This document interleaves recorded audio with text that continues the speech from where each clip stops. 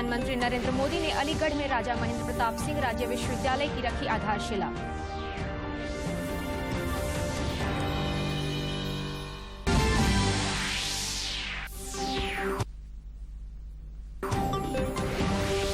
देश ने 75 करोड़ से अधिक लोगों को कोविड रोधी टीका लगाकर बनाया कीर्तिमान। झारखंड में भी 1.5 करोड़ से अधिक लोगों को लगाए गए टीके।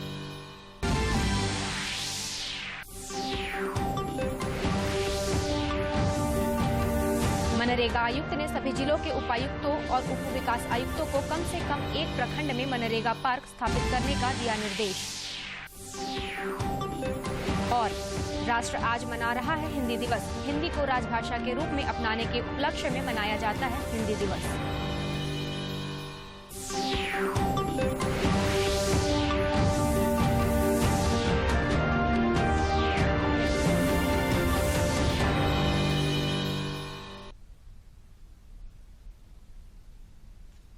नमस्कार, खबरें झारखंड में आपका स्वागत है। मैं हूं कामिनी और समाचारों में आगे बढ़ने से पहले ये संदेश। देश भर में 18 वर्ष से अधिक आयु के सभी लोगों के लिए सरकारी केंद्रों में निशुल्क टीकाकरण अभियान चलाया जा रहा है। दूरदर्शन आप लोगों से अपील करता है कि कोविड रोधी टीका जरूर लगवाएं। कोरोना महामारी के प्रति कोई भी लापरवाही न बरतें। जब तक आवश्यक न हो घर से बाहर न निकलें और इन आसान उपायों का पालन करें।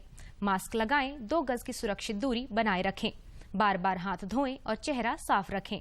कोविड से संबंधित जानकारी और मार्गदर्शन के लिए राष्ट्रीय हेल्पलाइन काम कर रही हैं। इनके नंबर हैं 0112397846 और 1075। इसके अलावा राज्य हेल्पलाइन नंबर 104 डायल कर समस्या का त्वरित समाधान लिया जा सकता है। और अब समाचार विस्तार से। प्रधानमंत्री नरेंद्र मोदी ने आज उत्तर प्रदेश के अलीगढ़ में राजा महेंद्र प्रताप सिंह राज्य विश्वविद्यालय की आधारशिला रखी। विश्वविद्यालय की स्थापना महान स्वतंत्रता सेनानी, शिक्षाविद और समाज सुधारक राजा महेंद्र प्रताप सिंह की स्मृति में की जा रही है।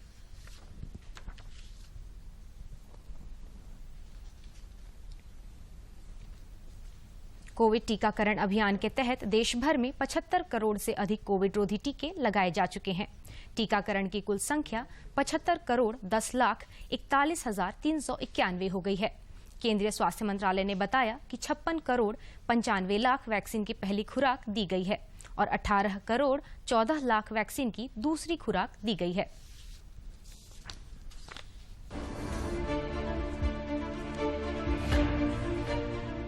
निश्चय ही भारत को इस उपलब्धि पर गर्व होगा। कोविड-19 रोधी टीके की खुराक का 75 करोड़ का आंकड़ा महज संख्या नहीं है, ये भरोसा देता है कोरोना संक्रमण के खिलाफ जीने का, जिसे लेकर पूरी दुनिया 1.5 साल से अधिक समय से डामाडोल है। इसका प्रकोप इतना व्यापक रहा कि सब कुछ ठहर गया और लोग घरों में कैद हो गए। खुद को विकसित देश कहने वाले देशों ने इस महामारी के आगे घुटने टेक दिए। इस मुश्किल की घड़ी में सभी की निगाहें भारत पर टिकी थी, जिसके बारे में पश्चिमी देशों की सोच थी कि आयात पर निर्भर रहने वाला देश है। लेकिन दुनिया को यह नहीं पता था कि इस बार देश की बागडोर दृढ़ निश्चयी प्रधानमंत्री नरेंद्र मोदी के हाथों में है, जिन्होंने आत्मनिर्भर भारत का नारा देकर देश को अपने पैरों पर खड़ा कर दिया। आत्मविश्वास और आत्मनिर्भरता की इसी ताकत को हमें टीकाकरण के इस दौर में भी सशक्त कर रहा है। राष्ट्र सिर्फ मिट्टी, पानी, कंकड़, पत्थर से नहीं बनता, बल्कि राष्ट्र का अर्थ होता है हमारे लोग। कोरोना के विरुद्ध लड़ाई को संपूर्ण देश ने इसी भावना के साथ लड़ा है।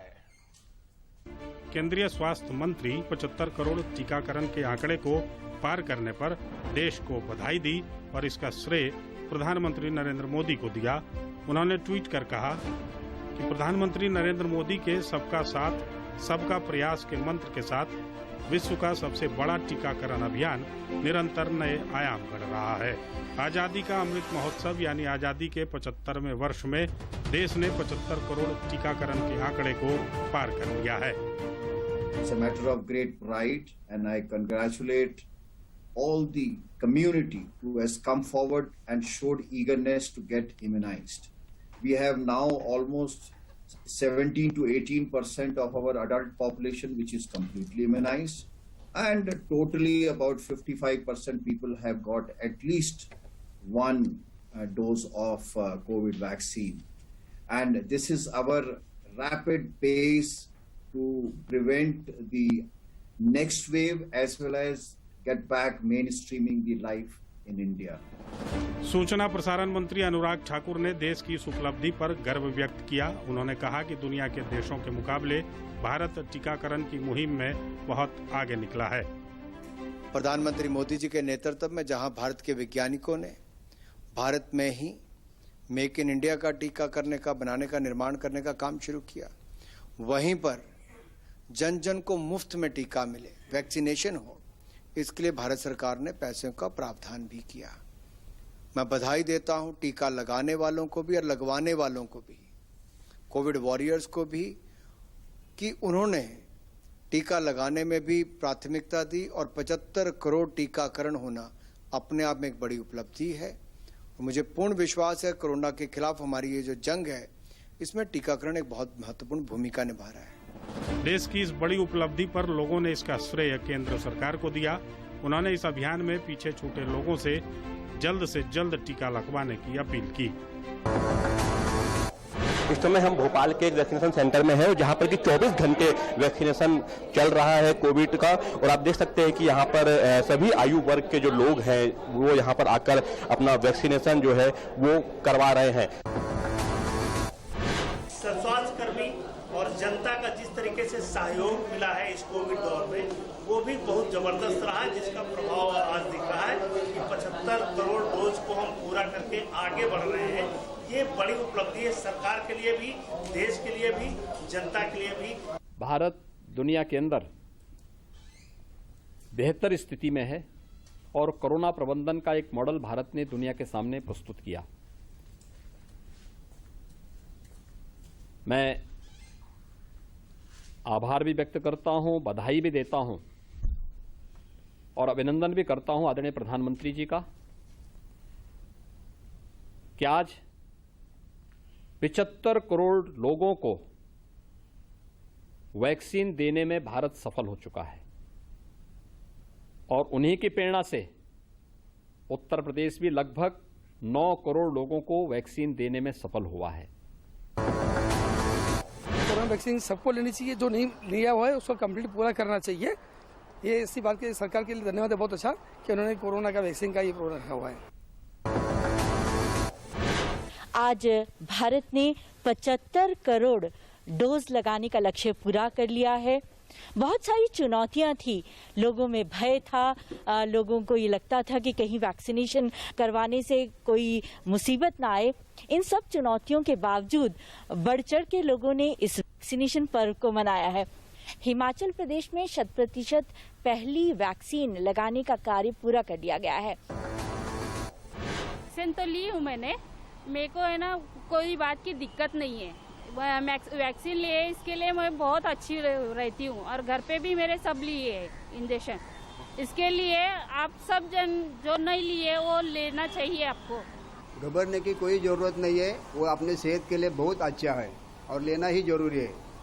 सबके लिए हो या आपके परिवार के लिए हो, सबके लिए वही एक गिनती है कि आप खुद जाओ, अपने आप शासन ने फ्री में रखा है, वो आपको लेना जरूरी है। वैक्सीन तो मतलब ठीक है, मतलब सबको लेनी चाहिए वैक्सीन, सबको सुरक्षित रहना है तो वैक्सीन लेना ही चाहिए।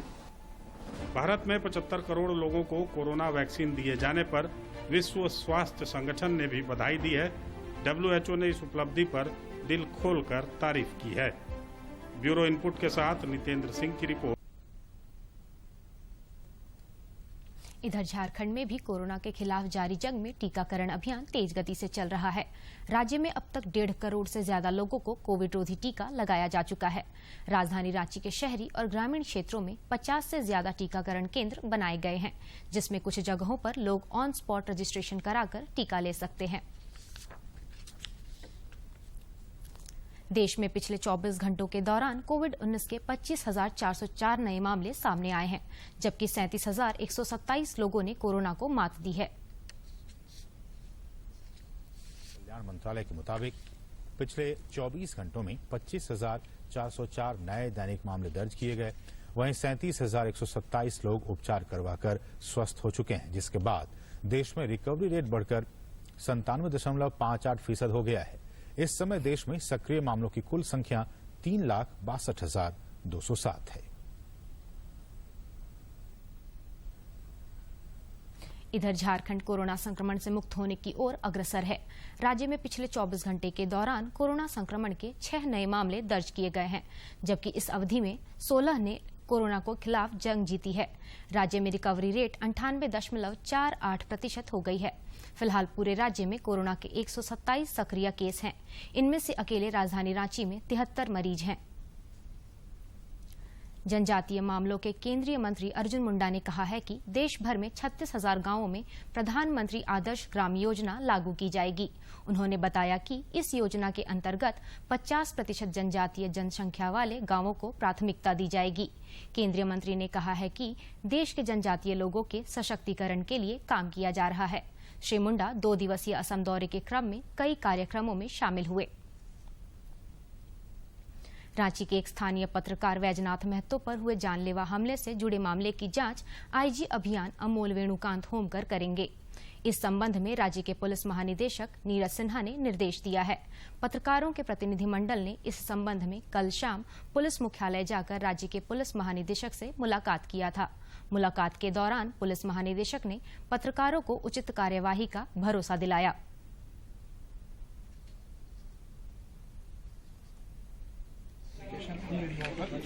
आईजी अभियान श्री अमोल होमकर जो यहाँ रह चुके हैं और पूरे शहर से अच्छी तरह वाकिफ हैं, वो जांच करेंगे और जांच करके इनके सर सनाह पर कार्रवाई नहीं हुई थी। अगर हो जाती तो ऐसी घटना नहीं होती, तो क्या लापरवाह अपराधियों पर भी, अधिकारियों पर भी कार्रवाई करेंगे? बिल्कुल, इनका रिपोर्ट आएगा, उस रिपोर्ट के आधार पर कार्रवाई की जाएगी। कब तक कोई डेडलाइन टाइम वगैरह कुछ है या फिर जितनी जल्द दे दें? कब तक आप सर रिपोर्ट सौंपेंगे, कुछ ऐसा कुछ है? बात करेंगे सर। ये पीपल फ्रेंडली पुलिस को बोला जाता है, लेकिन जब वो पत्रकार का ही फोन नहीं उठाएंगे तो कैसे ये सिस्टम चल?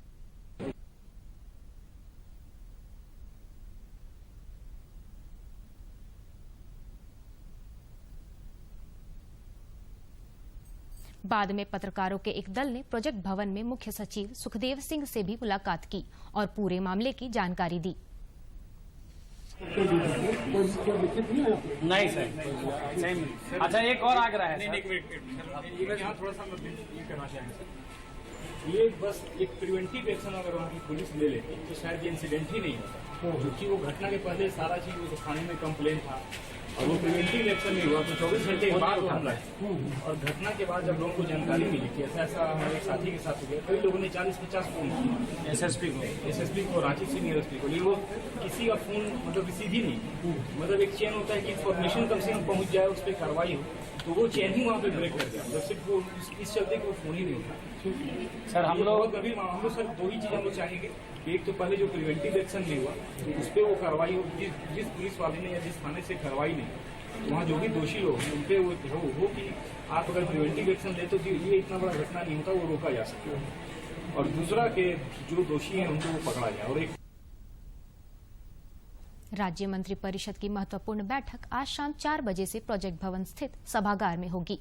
मुख्यमंत्री हेमंत सोरेन की अध्यक्षता में होने वाली इस बैठक में राज्य हित से जुड़े कई प्रस्तावों को मंजूरी दिए जाने की संभावना है।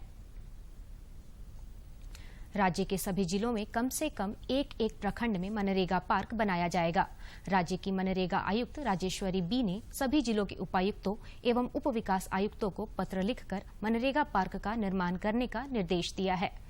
मनरेगा आयुक्त ने जानकारी दी कि मनरेगा के अंतर्गत विभिन्न परिसंपत्तियों का समेकित रूप से उन्हें एक स्थल पर प्रदर्शित करने के लिए मनरेगा पार्क का निर्माण राज्य के कुछ जिलों में किया गया है। वाली योजना तो इसमें काफी सारे लाभान्वित हो रहे हैं। और मनरेगा पार्क का कॉन्सेप्ट ये है कि अलग अलग योजनाओं को, अलग अलग लाभुकों को समेकित रूप से एक ही जगह में दर्शाना, ये जिला स्तर से निगरानी के लिए भी एक बेहतर व्यवस्था है। और नरेगा के योजनाओं के बारे में जनता के बीच अच्छा उसका प्रचार प्रसार भी हो जाता है। तो ऐसा एक गेरो प्रखंड में करीब 40 एकड़ का नरेगा पार्क बना हुआ है, इसका निरीक्षण भी हम लोग किए कुछ दिन पहले। तो ये काफ़ी अच्छे तरीके से क्रियान्वित हो रहा है। अब सभी अन्य जिलाओं को भी।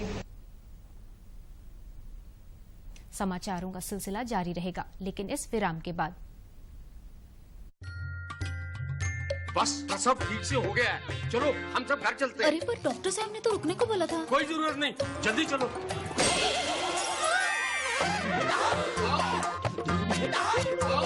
देखा, गड़बड़ होने पर अस्पताल में तुरंत इलाज हो जाता है। प्रसव के बाद का 48 घंटा माँ और बच्चे के लिए सबसे जरूरी है, इसीलिए यहाँ 2 रात रुकना जरूरी है। माँ और बच्चे के जान को लेके चांस क्यों लेना?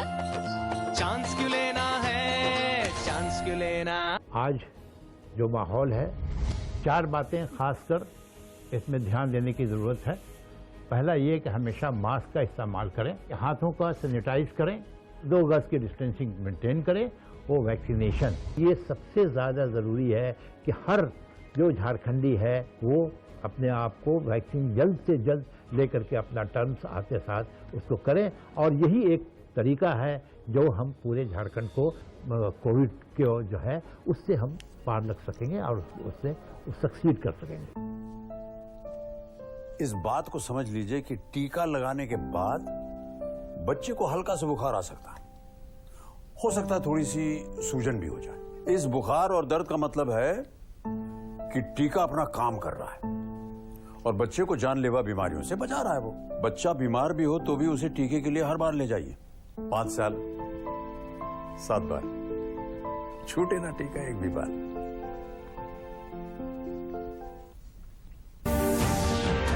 झारखंड समेत देश भर में आज हिंदी दिवस मनाया जा रहा है। वर्ष 1949 को आज ही के दिन संविधान सभा ने देवनागरी लिपि को हिंदी राष्ट्र की आधिकारिक भाषा के रूप में स्वीकार किया था। हिंदी दिवस पर नई दिल्ली में विशेष कार्यक्रम का आयोजन किया गया। इस अवसर पर केंद्रीय गृह मंत्री अमित शाह ने हिंदी के महत्व पर प्रकाश डाला।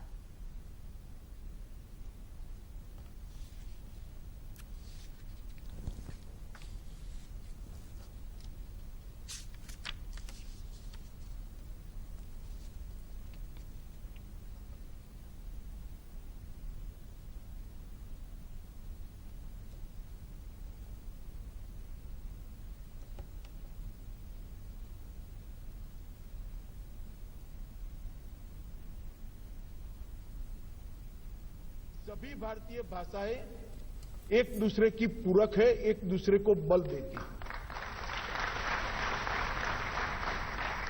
और इसलिए हिंदी और देवनागरी को स्वीकार करने के साथ ही हमने स्थानीय भाषाओं को, सभी भाषाओं को स्वीकार करने का भी एक निर्णय लिया था।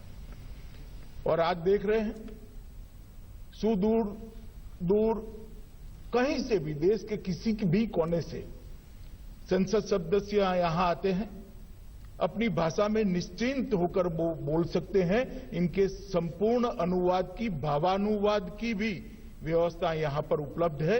वो हिंदी में भी बोल सकते हैं, अपनी भाषा में भी।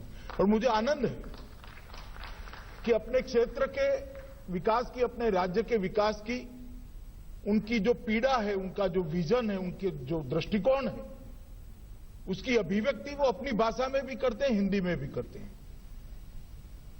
और एक गुणात्मक परिवर्तन 2014 से आपने देखा होगा कि भारतीय भाषाओं में बोलने वाले सांसदों की संख्या बहुत बढ़ी है।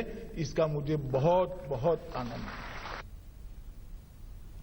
हिंदी दिवस पर राष्ट्रपति रामनाथ कोविंद, उपराष्ट्रपति एम वेंकैया नायडू, प्रधानमंत्री नरेंद्र मोदी, सूचना एवं प्रसारण मंत्री अनुराग ठाकुर, राज्यपाल रमेश बैस और मुख्यमंत्री हेमंत सोरेन ने हिंदी दिवस पर देशवासियों को शुभकामनाएं दी हैं।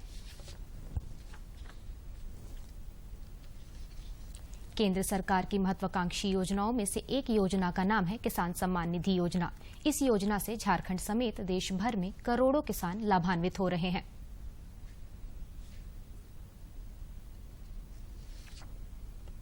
नारायण कुमार महतो पिछले कई वर्षों से कृषि कार्य करते आ रहे हैं। केंद्र सरकार ने जब से किसान सम्मान निधि योजना की शुरुआत की है, तब से इन्हें इस योजना का लाभ मिल रहा है। साल में 3 बार किसान सम्मान निधि योजना की 2-2 हजार रुपए की किस्त आ जाने से इन्हें कृषि कार्य में काफी मदद मिलती है। प्रधानमंत्री श्री नरेंद्र मोदी के द्वारा समय समय पर 2-2 हज़ार रुपया का पर साल 3 बार करके मिलते जा रहा है। और मैं फिलहाल अभी 2 एकड़ 76 डिसमिल में खेतीबाड़ी कर रहा हूं। केंद्र सरकार द्वारा कृषि क्षेत्र को बढ़ावा देने के लिए उठाए गए कदमों से नारायण महतो काफी उत्साहित नजर आते हैं। वे कहते हैं कि देश में पहली बार ऐसा हुआ है कि किसानों के खाते में सीधे तौर पर केंद्र सरकार सहायता राशि दे रही है। वास्तविक में सर, हम लोग खेतीबाड़ी से जुड़े हुए गरीब किसान और दिव्यांग किसान हैं। हमने तो अपना जीवन काल में करीब 5-6 सरकार देखे, लेकिन इस बार जो नरेंद्र मोदी का जो 2 बार से सरकार बने हैं, ये सरकार इस तरह का सरकार है कि हम किसानों के लिए, हम गरीबों के लिए पहली बार जो ऐसा किसान आया है जो हमारे लिए गरीब किसानों के लिए सम्मान निधि जैसा राशि दे करके 2,000 रुपया का किस्त दे करके हम सबों को जब भी पूंजी का जरूरत पड़ता है दे रहे हैं। नारायण महतो 2.5 एकड़ से अधिक भूमि पर खेतीबाड़ी करते हैं। सरकार द्वारा मदद मिलने से कृषि कार्य में इनकी रुचि बढ़ने के साथ साथ आय में भी वृद्धि हो रही है। रांची से कर्मवीर की रिपोर्ट। आजादी का अमृत महोत्सव पर देश गुमनाम क्रांतिकारियों को याद कर रहा है। आजादी के सफर में आज की कड़ी में जानिए गढ़ी चेरला हरि सर्वोत्तम राव की जयंती पर विशेष रिपोर्ट। आज आंध्र तिलक के नाम से मशहूर स्वतंत्रता सेनानी गाड़ी चेरला हरि सर्वोत्तम राव की जयंती है। उनका जन्म आज ही के दिन 1883 में करनूल में हुआ था। बाल गंगाधर तिलक और बिपिन चंद्र पाल की विचारधारा से प्रभावित राव बेहद छोटी उम्र में ही स्वतंत्रता आंदोलन में कूद पड़े थे।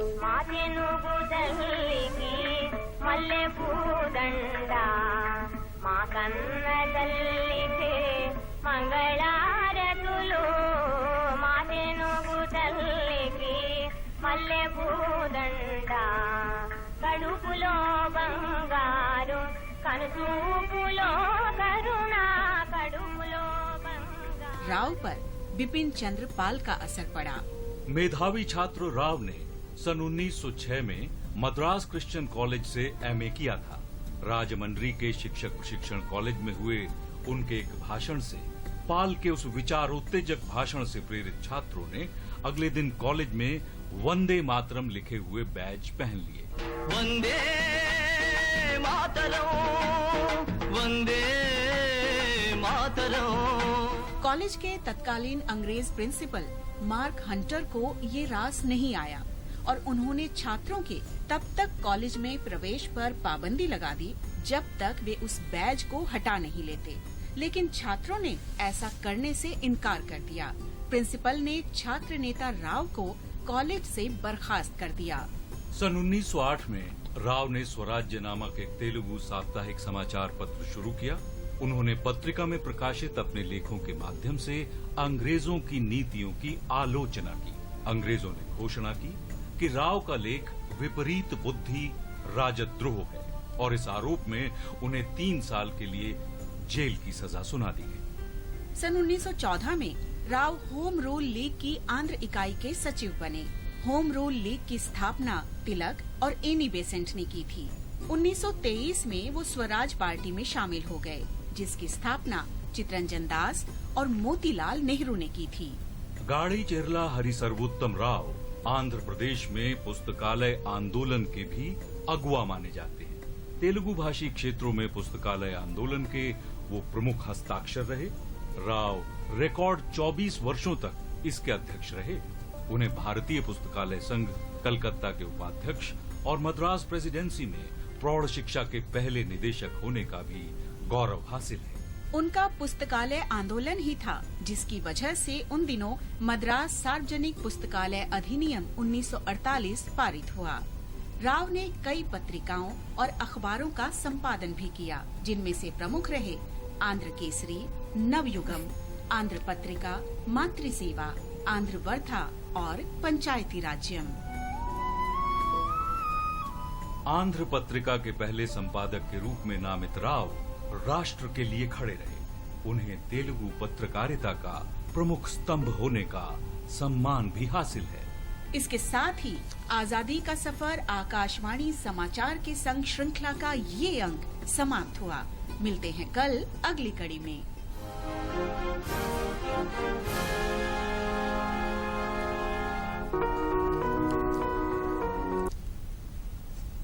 दूरदर्शन झारखंड पर पल पल की खबरों से जुड़े रहने के लिए आप हमारे social media platform Twitter, Facebook और यूट्यूब से जुड़ सकते हैं, क्योंकि खबरों से जितना बाखबर रहना जरूरी है, उससे ज्यादा जरूरी है सटीक, संतुलित और निष्पक्ष समाचार। हमारा ट्विटर हैंडल और फेसबुक पेज है DD न्यूज झारखंड।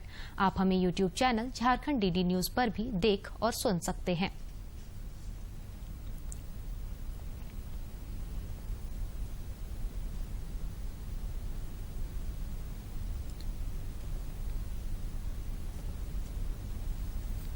कृषि से जुड़ी महिलाओं को दीदी बगिया के जरिए अतिरिक्त आमदनी का एक जरिया मिल गया है।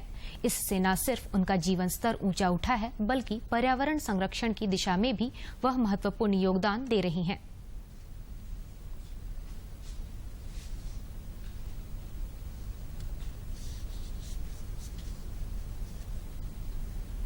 रांची जिले के सुदूरवर्ती रंगामाटी गांव की सुशीला को अतिरिक्त आमदनी का एक अच्छा जरिया मिल गया है। दरअसल सुशीला अपने पति के साथ मिलकर खेतीबाड़ी करती हैं। हाल ही में इन्हें Jharkhand livelihood promotion society JSLPS से दीदी बगिया तैयार करने का प्रस्ताव मिला। सुशीला की पूंजी की जरूरत को उस समूह ने पूरा कर दिया और देखते ही देखते उनकी हरी भरी बगिया तैयार हो गई। बाल बच्चों हम लोग मिलजुल के उसी को देख रेख करते हैं और ठीक लगता है। अब आम बागान हम लोग को मिले थे, वो भी ठीक ठाक है। हम लोग को देखने में अब और कोई को कैसा लगता है तो कैसे जाने, लेकिन हम लोग को तो ठीक ही लगता है। ये सुशीला के पति जग्गू बताते हैं कि उनकी दीदी बगिया में आम, सागवान, गम्हार समेत दूसरी किस्मों को मिलाकर करीब 10,000 पौधे हैं, जिसे मनरेगा के तहत वृक्षारोपण में इस्तेमाल किया जाएगा। नरेगा तहत इसको पौधा वितरण ले जाएंगे वो लोग और उसका हम लोग को राशि भुगतान करेंगे। उसमें से मेरा पौधा है 4000 गम्हार, 1500 सागवान और 500 महोगनी है और पपीता का तो बीज लगाए रहे। तो यही नहीं, सुशीला ने केंद्र सरकार की मनरेगा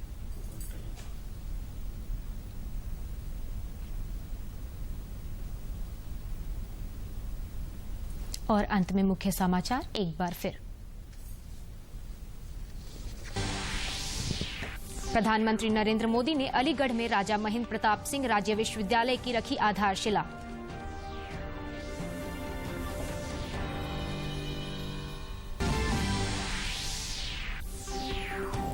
देश ने 75 करोड़ से अधिक लोगों को कोविड रोधी टीका लगाकर बनाया कीर्तिमान। झारखंड में भी 1.5 करोड़ से अधिक लोगों को लगाए गए टीके। मनरेगा आयुक्त ने सभी जिलों के उपायुक्तों और उप विकास आयुक्तों को कम से कम एक प्रखंड में मनरेगा पार्क स्थापित करने का दिया निर्देश।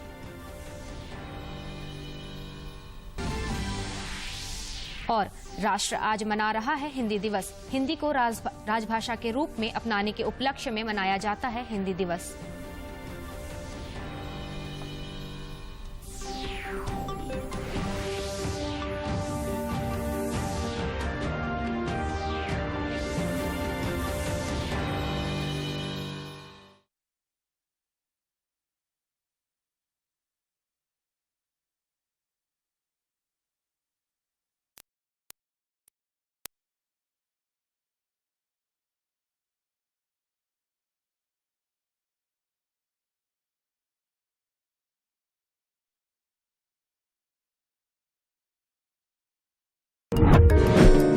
प्यारे बच्चों, कोविड-19 के कारण आप सभी अपने अपने घरों में रहकर ही अपनी पढ़ाई कर रहे हैं। ऐसे समय में आप अपनी पढ़ाई को रोचक तरीके से सीख समझ सके, इसके लिए झारखंड सरकार द्वारा प्रस्तुत किया जा रहा है हमारा दूरदर्शन हमारा विद्यालय कार्यक्रम। इसके माध्यम से आप प्रत्येक दिन सोमवार से शुक्रवार तक पूर्वाह्न 10 से 12